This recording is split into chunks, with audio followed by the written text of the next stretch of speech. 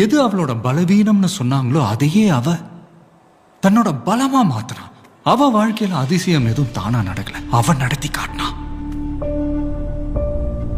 இப்ப அந்த பொண்ணுக்கு 21 வயசு. எப்பவும் போலவே இப்ப அவளுக்கு இன்னொரு சேலஞ்ச்.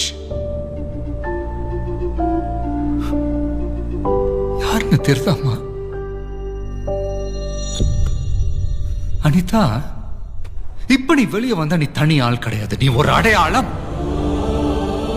நீ ஜெயிச்சா உன்னவனை மொட்டங்கி கிடைக்கிற அத்தனை பொண்ணுகளும் ஜெயிச்ச மாதிரி வெளியே வா. இந்த உலகத்துக்கு நீ யாருன்னு இன்னொரு தடவை காட்டு. திறமைக்கும் தன்னம்பிக்கைக்கும் முகம் தேவையில்லை. இந்த டிக்கெட்டை நான் இங்க வைக்கிறேன். இன்னைக்கு ஈவினிங் 5 மணிக்கு உனக்கு